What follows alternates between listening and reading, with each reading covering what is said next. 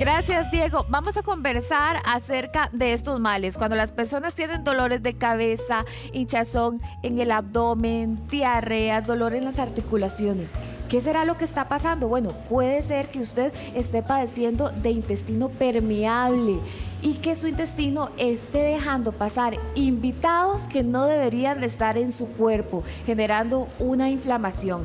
Está con nosotros la doctora Sofía Mora para hablarnos de este tema y para explicarnos sobre todo cómo salir de esta situación. Buenos días, ¿cómo amaneció? Buenos días, muchas gracias. Muy feliz de hablar de este tema que es súper importante. Importantísimo. Empecemos explicando, doctora, cuál es la relación que existe entre el cerebro, el intestino, el sistema inmune y la microbiota. Bueno, es muy interesante porque el sistema inmunológico nosotros tenemos hasta un 80% colocado en nuestro sistema digestivo y de ahí inmediatamente también tenemos comunicaciones físicas. Por ejemplo, el nervio vago se comunica que es del sistema nervioso, cerebro, y nos comunica intestino, y también comunicaciones bioquímicas gracias a la microbiota, producción de hormonas, producción de neurotransmisores. Entonces es una comunicación bidireccional, que eso es súper importante, ¿verdad? Tanto de intestino a cerebro como de cerebro a intestino.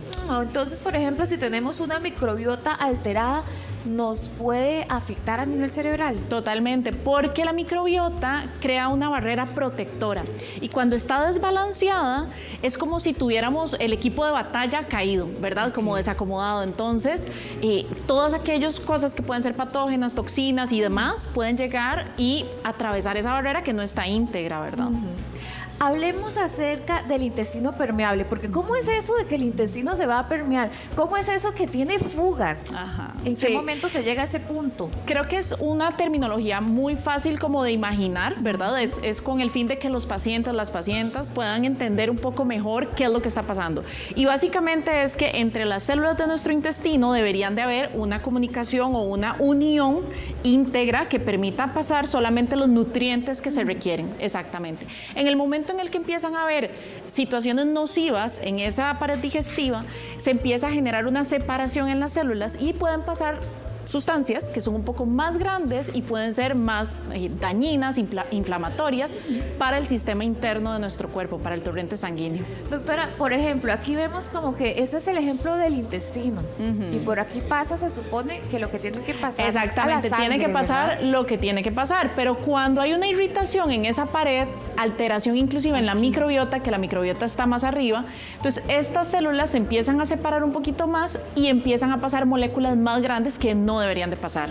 ¿Le abren el campo para que pase el enemigo? Podría ser una forma de decirlo. Puede ser que uno llegue inclusive a tener una intoxicación por esta situación. ¿Podríamos llegar a ese punto? Sí, o sea, podría pasar. No necesariamente se llega a eso porque casi siempre el intestino permeable es algo como de mucho tiempo. Entonces, una intoxicación generalmente es como algo muy agudo, ¿verdad? Pero el intestino permeable es como algo con lo que la paciente o el paciente termina viviendo por mucho tiempo antes de diagnosticarse. Aquí vemos, por ejemplo, a esa paciente que parece que con un dolor de cabeza. ¿Cuáles son los síntomas que puede experimentar una persona que tenga esta condición? Tenemos síntomas desde la perspectiva local, que es, por ejemplo, diarreas, estreñimiento, alternancia entre estos dos, inflamación, gases, dificultad como para procesar los alimentos. Pero en el momento en el que empezamos a tener más tiempo esta situación, empieza a generarse una inflamación interna. Y ahí es como decías vos, ¿verdad? Que empiezan a dar dolores de cabeza, dolores articulares, neblina mental, que eso es un síntoma clásico de intestino permeable. Bueno, yo sé que muchas personas están lamentablemente identificadas con esta situación y queremos ver soluciones, doctora, las que usted trajo por acá. Claro.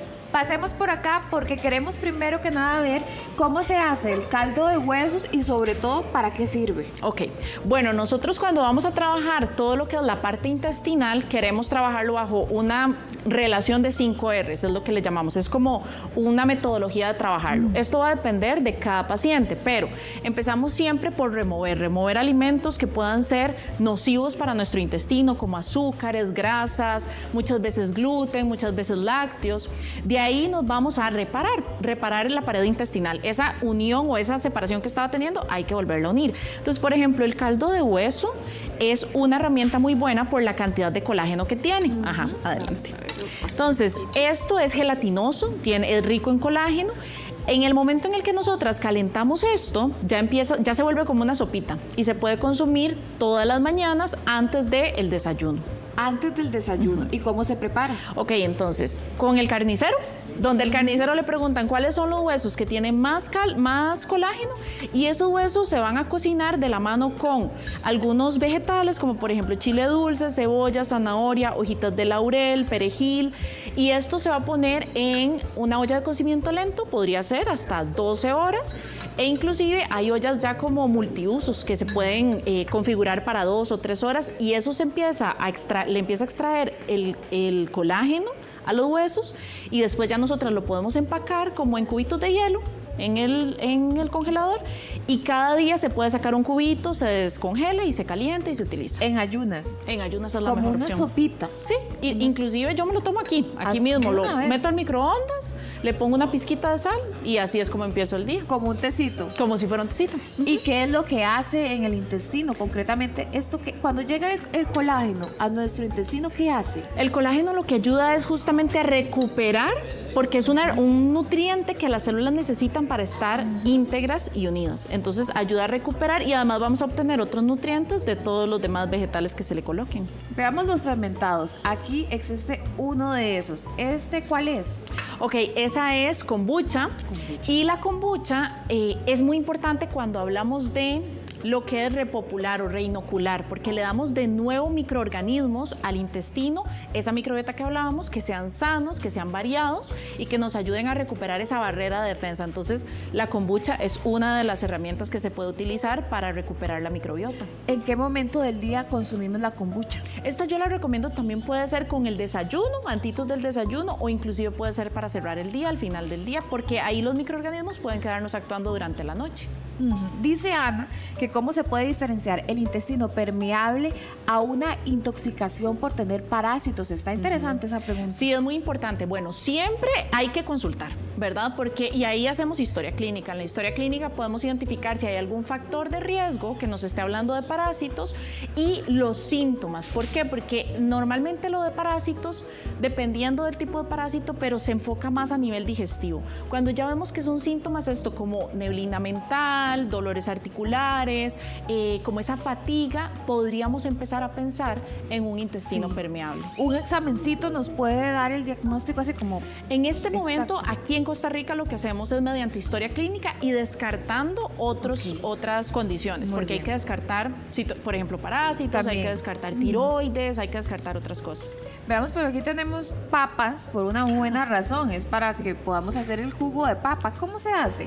El jugo de papa básicamente ponemos las papitas a hervir bien lavadas, y eventualmente podemos usar o el caldito de la papa que nos queda, o podemos licuar todo y utilizarlo. De hecho, se puede combinar con el caldo de hueso, y lo que nos ayuda el jugo de papa es que es un prebiótico, entonces es como alimento para nuestra microbiota.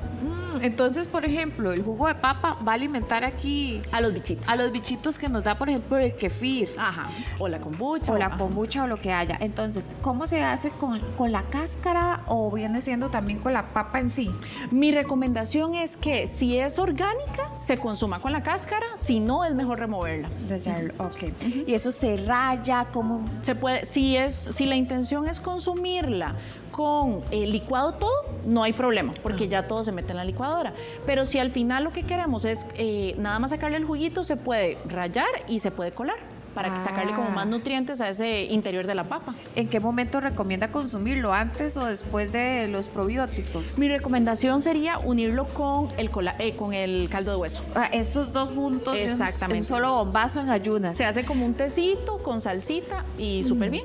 Ana está preguntando si las personas diabéticas podrían consumir el jugo de papa cruda.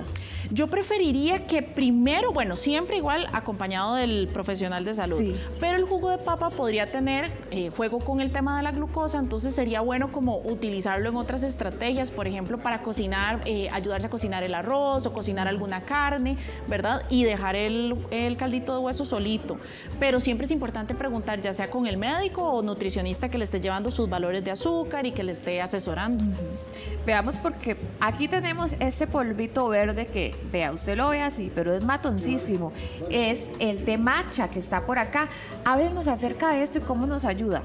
Bueno, el té de matcha es un triturado de la hoja de té, entonces tiene todos los nutrientes concentrados, no es como cuando hacemos una infusión.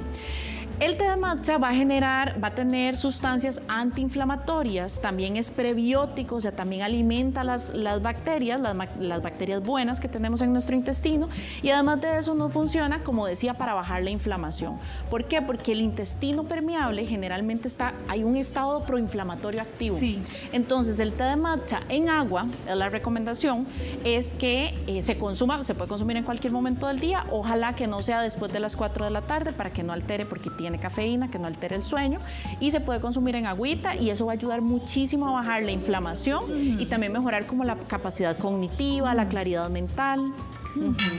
Doctora, hablemos acerca de esos síntomas que nos pueden estar diciendo, bueno, hay una fuga en el intestino. Recalquemos cuáles son, porque a veces nos cuesta mucho llegar al diagnóstico. Sí, normalmente la paciente o el paciente pasa muchos años antes de tener el diagnóstico efectivamente. Entonces, generalmente empieza a nivel digestivo. Es este juego con diarrea, estreñimiento, gases, dificultad para ir a defecar, ¿verdad? Como mucha incomodidad, incluso reflujo, acidez. Ya ahí nos está diciendo hasta que el agua le cae mal. Ajá, hasta la lechuga, como decimos, ¿verdad? Entonces ya ahí empieza a darme señales de que algo está pasando a nivel digestivo. Eventualmente, si esto continúa, que muchas veces solamente utilizamos cositas para tapar como el síntoma, pero la situación sigue de fondo, ahí lo que llega a pasar es que nos genera un estado proinflamatorio interno. Y eso se puede ver reflejado, por ejemplo, a nivel articular, a nivel de parte cognitiva. Entonces, esa dificultad para concentrarme, esa neblina mental, incluso emocionalmente, muchos cambios de humor, tendiendo a la ansiedad o eventualmente hasta bajando a la depresión, ¿verdad? Como ese cambio emocional y mental, y este juego a mí lo que me está diciendo es que hay algo más que está afectándome, no solo digestión, sino sistémicamente. A buscar esas soluciones y hacer estos remedios. Sí, doctora. empezar desde la casa. Gracias, muy No, amable. ustedes. Yo voy a hacer esto ahora más tarde.